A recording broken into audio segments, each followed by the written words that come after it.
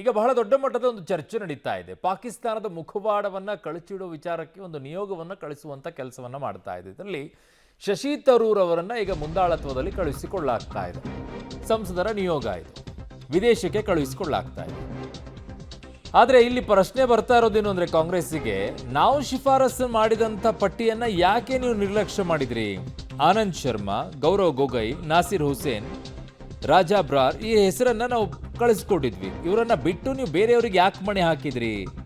ಶಶಿ ತರೂರ್ ಹೆಸರನ್ನ ಪರಿಗಣಿಸಿದ್ದಕ್ಕೆ ಈಗ ಕಾಂಗ್ರೆಸ್ ಆಕ್ರೋಶವನ್ನ ವ್ಯಕ್ತಪಡಿಸ್ತಾ ಇದೆ. ಯಾಕೆ ಅಂತಂದ್ರೆ ಶಶಿ ತರೂರ್ ಅವರು ಬಿಜೆಪಿ ಬಗ್ಗೆ ಹೊಗಳ್ತಾ ಇದ್ದಾರೆ, ಹಾಗಾಗಿ ಅದನ್ನು ಸಹಿಸಿಕೊಳ್ಳೋಕ್ಕಾಗ್ತಾ ಇಲ್ಲ. ಕಾಂಗ್ರೆಸ್ ರಾಜಕೀಯಕ್ಕೆ ಬಿಜೆಪಿ ತೀವ್ರವಾದಂಥ ಅಸಮಾಧಾನವನ್ನು ವ್ಯಕ್ತಪಡಿಸ್ತಾ ಇದೆ. ರಾಷ್ಟ್ರದ ವಿಚಾರ ಬಂದಾಗ ಹಿಂದೆ ಸರಿಯುವ ಪ್ರಶ್ನೆಯೇ ಇಲ್ಲ, ಕೇಂದ್ರ ಒಂದು ಜವಾಬ್ದಾರಿಯನ್ನ ಕೊಟ್ಟಿದೆ, ನಿರ್ವಹಿಸ್ತೀನಿ ಅಂತ ಶಶಿ ತರೂರ್ ಅವರು ಹೇಳಿದ್ದಾರೆ.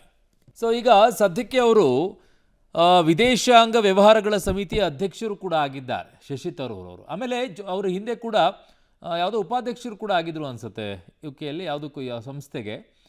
ಆಮೇಲೆ ಅವ್ರಿಗೆ ನಾಲೆಡ್ಜ್ ಅಲ್ಟಿಮೇಟ್ ಆಗಿರುವಂಥದ್ದು ಶಶಿ ತರೂರ್ ಅವರಿಗೆ. ಆಮೇಲೆ ಅವರ ಫ್ಲೂಯೆನ್ಸಿ ಇದೆಯಲ್ಲ, ವಿಚಾರಗಳನ್ನು ಹೇಳುವಂಥ ರೀತಿಗಳು, ಭಾರತ ಹೇಗೆ ನಡ್ಕೊಳ್ತಾ ಇದೆ, ಪಾಕಿಸ್ತಾನ ಹೇಗೆ ನಡ್ಕೊಳ್ತಾ ಇದೆ ಅದನ್ನು ಹೇಳುವಂಥ ಶೈಲಿ ತುಂಬ ಚೆನ್ನಾಗಿದೆ ಅನ್ನುವಂಥದ್ದನ್ನು ತುಂಬ ಜನ ಹೇಳ್ತಾರೆ. ಬಟ್ ಈಗ ಯಾರನ್ನು ಕಳಿಸ್ಕೊಡ್ಬೇಕು ನೋಡಿ? ಸರ್ವಪಕ್ಷ ಸಂಸದರ ನಿಯೋಗದಲ್ಲಿ ತಂಡ 1 ಶಶಿ ತರೂರ್ ಕಾಂಗ್ರೆಸ್ಸು.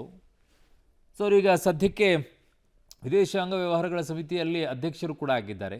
ರವಿಶಂಕರ್ ಪ್ರಸಾದ್ BJP ತಂಡ 2, ಇವ್ರನ್ನೆಲ್ಲ ಕಳಿಸ್ಕೊಡ್ತಾ ಇದ್ದಾರೆ. ಸಂಜಯ್ ಕುಮಾರ್ ಝಾ JDU, ಸೊ ಇವರನ್ನು ಕೂಡ ಕಳಿಸ್ಕೊಡ್ತಾ ಇದ್ದಾರೆ. ಒಂದೊಂದು ಕಡೆ ಕಳಿಸ್ಕೊಡುವಂಥದ್ದು. ಬೈಜಯಂತ್ ಪಾಂಡಾ BJPಯಿಂದ.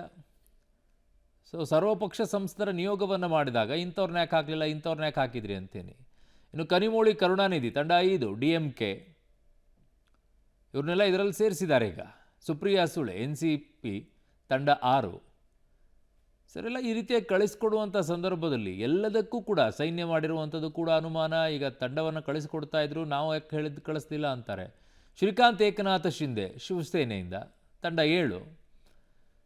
ಸೊ ಅವ್ರನ್ನೆಲ್ಲ ಈಗ ಕಳುಹಿಸಿಕೊಡುವಂಥ ಕೆಲಸ ಮಾಡ್ತಾ ಇದ್ದಾರೆ.